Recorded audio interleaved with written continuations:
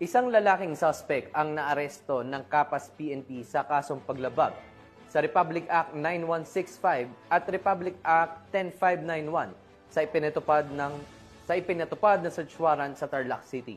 Ibabalita yan ni Police Corporal Giselle Rivera.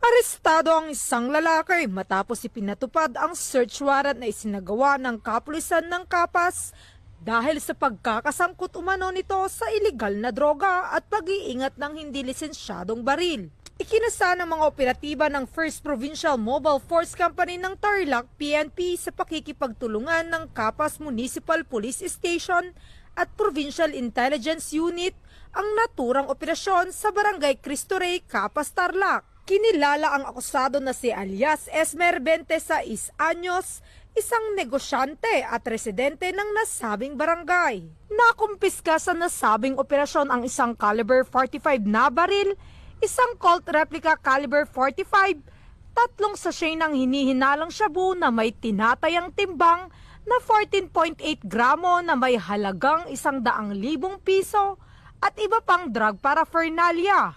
Ayon sa pulisya ay sinagawa ang paghahalughog sa maayos, mapayapa at makataong pamamaraan sa presensya ng barangay officials, mga miyembro ng Bantay Bayan, kinatawan mula sa DOJ, NPS at ilang miyembro ng media.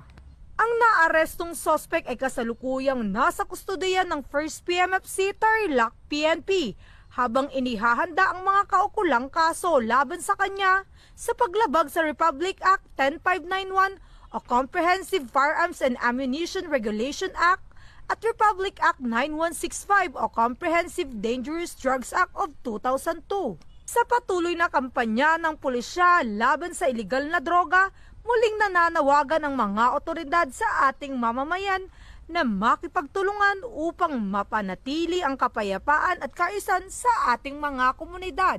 Mula dito sa Central Luzon, ang inyong PNN correspondent, Police Corporal Giselle V. Rivera, alagad ng batas, tagataguyod ng Balitang Pulis.